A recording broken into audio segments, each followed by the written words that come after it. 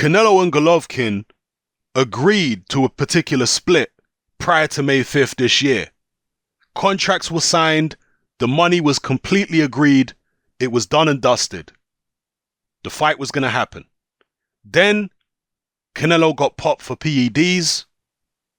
The fight fell through. Golovkin fought Martirosyan instead. After the Martirosyan fight, Canelo and Golovkin start negotiating again. But now Golovkin wants more money.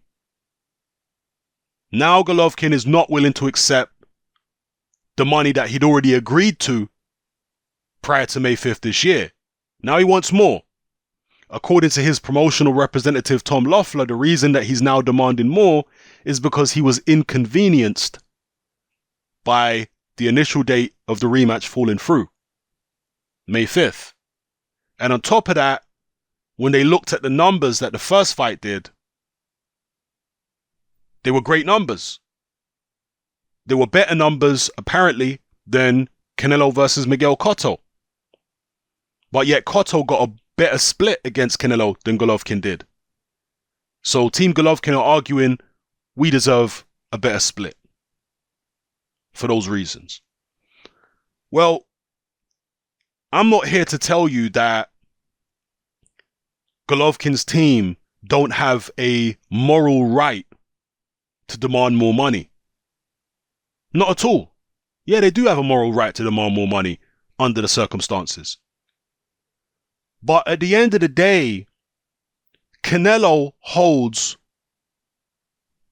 all the aces in this situation from a financial point of view. So Golovkin's going to have to ask himself the question, do I want to just bite the bullet and still make millions fighting Canelo? Or do I want to take the moral high ground, walk away from the Canelo fight, and fight one of my mandatories instead for way less money? That's the question he has to ask himself. You know, it's not a moral argument that I'm putting forth here, because I understand Golovkin's moral argument. I can understand why he says he deserves more money. But life ain't fair. And this is prize fighting. So does he really want to walk away from a career best payday? That's what we're talking about here. We're talking about a career high payday for Golovkin. Does he want to walk away from that and take on Charlo or Deverenyachenko? Because Charlo and Deverenyachenko are very tough fights, potentially. Because we don't know how good those guys are yet, but potentially they're even tougher fights than Canelo. But he's only going to receive a fraction of what he would get against Canelo fighting either one of those guys. So it's risk reward, isn't it? He's taking a big risk fighting one of his mandatories for very little reward. He's also taking a pretty big risk fighting Canelo, but it's a big reward. In black and white, that's what the situation is. So people can go back and forth about the moral high ground and all this kind of business. At the end of the day, Canelo is the one in charge financially. Rightly or wrongly, that's how it is, and you have to deal with the facts. You have to deal with the reality in front of you. Canelo can go fight Danny Jacobs, and he's going to make big money. Canelo can go fight Billy Joe Saunders. If it's in the United States, it's going to make big money. Golovkin can't do that. Rightly or wrongly, he can't. You see, morals really don't come into it when money's involved. They should, of course, yeah. They definitely should. But they don't. So you have to deal with the reality that's in front of you. And the reality is, Canelo and Golden Boy, they're in the power position. So it's a take it or leave it situation for Golovkin. You want a career high payday? Cool. You're going to have to accept the money you already agreed to prior to May 5th. If you want to take far less money and go and fight a very dangerous mandatory who might be just as dangerous or more dangerous than Canelo for relative peanuts, and I'm saying relative peanuts here, people, right? It's still going to be millions. It's still going to be, a lot of money compared to the average Joe. But relatively, does he want to take peanuts to go face a very dangerous mandatory? That's the question Golovkin's going to have to ask himself. Some people are saying that, Golovkin is just such a morally superior person. Money doesn't matter to him. He's going to walk away from the money and this kind of, he's not fighting for money. People have got this incredible view of Golovkin, that he's just some morally upstanding person who can do no wrong, turn water into wine, walk on water, all this kind of business. This is how a lot of Golovkin fans talk about the man, and I don't know Golovkin, obviously, but neither do you, to be making all these assumptions like he's just this morally incredible, superior being. I've never seen a fighter walk away from a career high payday on some moral grounds. Not when they don't have a better offer somewhere else or a similar offer somewhere else. I've never seen it. So that would be a first for me, for a fighter to walk away from that kind of money simply based on some moral argument.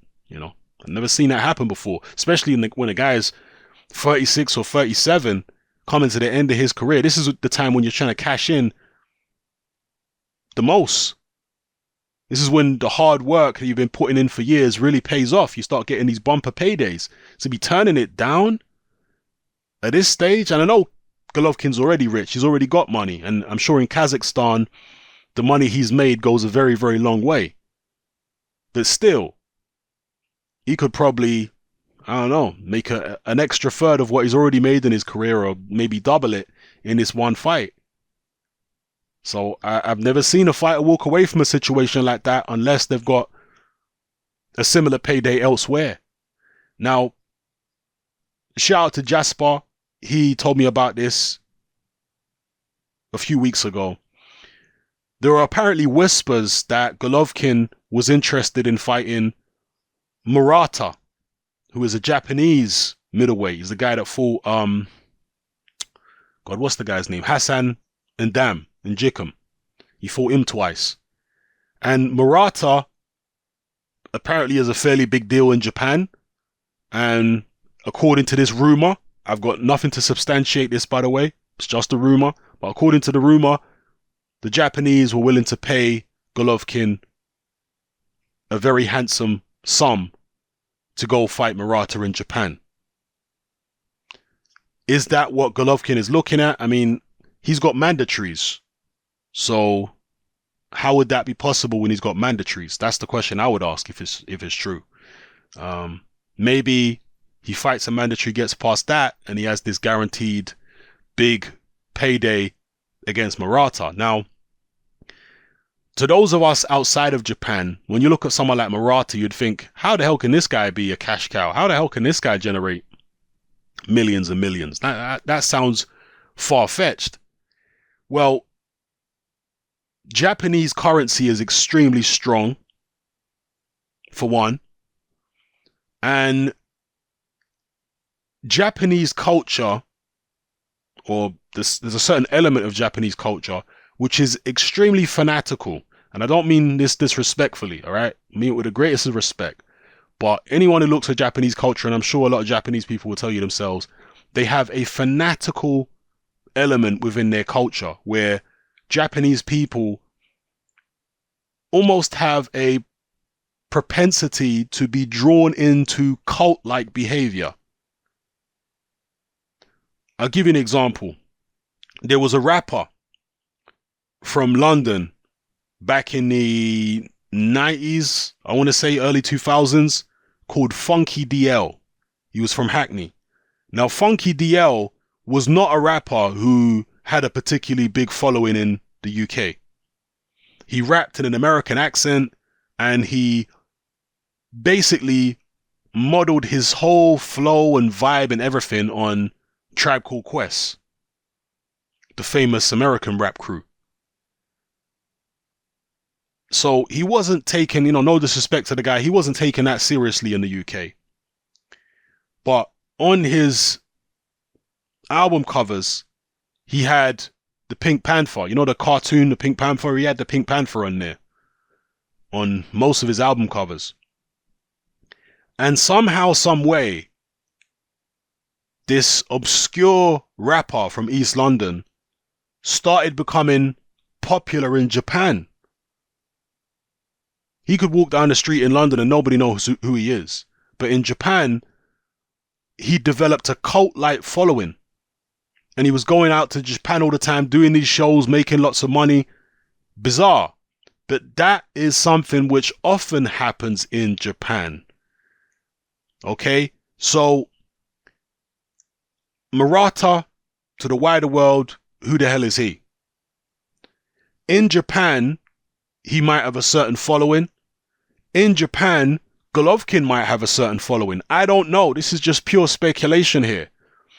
My point being, I wouldn't completely dismiss the idea that Golovkin Murata could be some multi-million-dollar mega fight in Japan. I couldn't dismiss it. I don't know that it is. I don't know that it isn't. I don't know the situation in Japanese boxing well enough to be able to say either way.